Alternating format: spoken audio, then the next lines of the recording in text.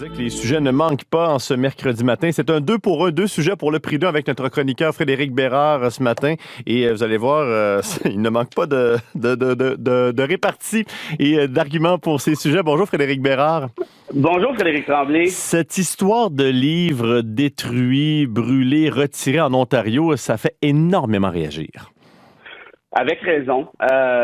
Un livre, c'est sacré. Un livre, ça ne se brûle pas. Les autodafés, ça fait très, très moyenâgeux. Je comprends donc la réaction. Ceci dit, je pense qu'il faut aborder la chose aussi avec une certaine nuance. Ça paraît pas de la façon dont je suis parti, mais je pense qu'on doit analyser tout ça avec une loupe qui est un peu différente de celle qu'on utilise actuellement. Si je vous disais, Frédéric, qu'il y a une nouvelle bande dessinée, ou en fait, il y a une vieille bande dessinée, en fait, qui a été créée, qui s'appelle Les Frogs. Tintin chez les Frogs, tiens. Et Tintin vient voir les Québécois francophones et les fait passer essentiellement pour une gang de demeurés, de tatas, alcooliques, et ainsi de suite.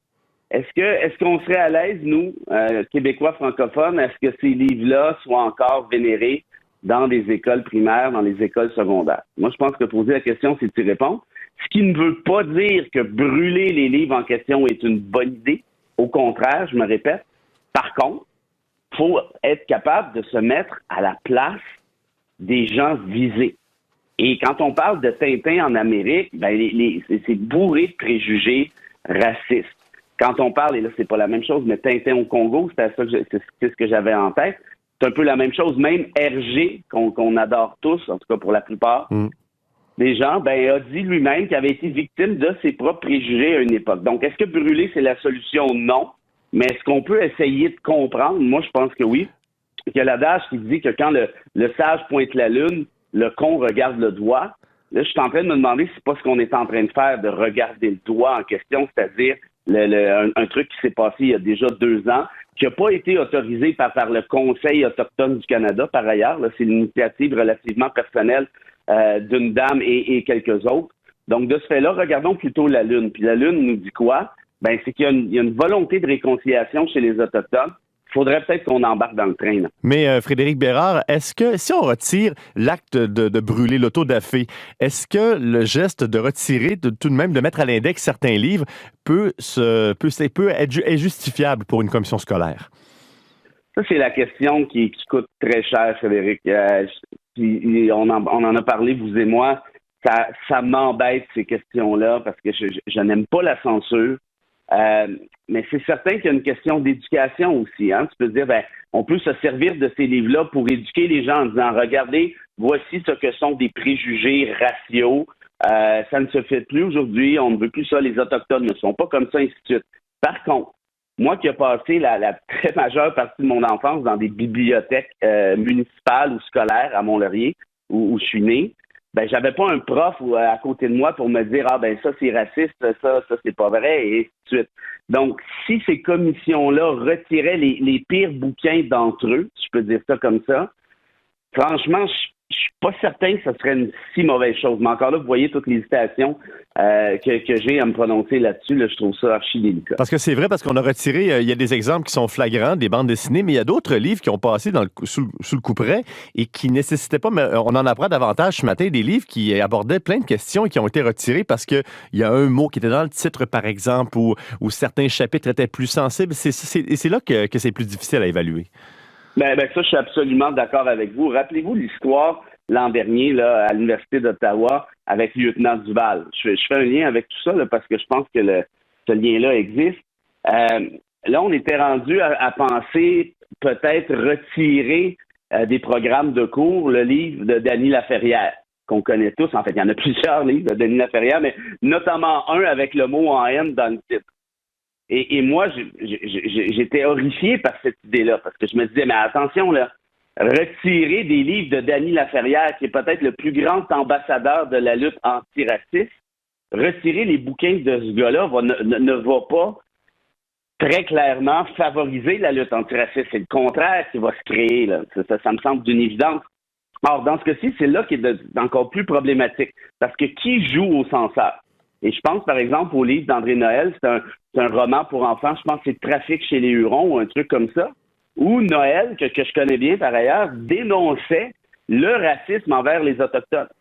Mais pour ce faire, il était obligé d'utiliser certains clichés, de ce que j'ai compris, que la société d'époque avait. Bon. Mais là, si on retire ce bouquin-là, est-ce qu'on fait avancer la lutte antiraciste? Je suis pas certain. Donc, encore là, ça revient toujours à la question qui va jouer au censeur et sur la base de quoi? Est-ce que c'est un mot? Moi, les mots ne me dérangent pas. C'est l'intention derrière le mot. Si tu utilises un mot pour insulter les membres d'une communauté, là, évidemment, on a un problème. Mais si tu utilises ce mot-là pour dénoncer le traitement qui leur est réservé, notamment en rapport à un préjugé envers eux, j'ose croire qu'on ne parle pas de la même chose. Alors, il y a d'ailleurs un suivi à lire sur le site de Radio-Canada par rapport à cette histoire et plein d'articles et de chroniques à lire ce matin. Je vous amène sur un autre sujet, Frédéric Bérard. Ce soir, c'est le débat des chefs. Les caravanes seront donc dans le secteur d'Ottawa.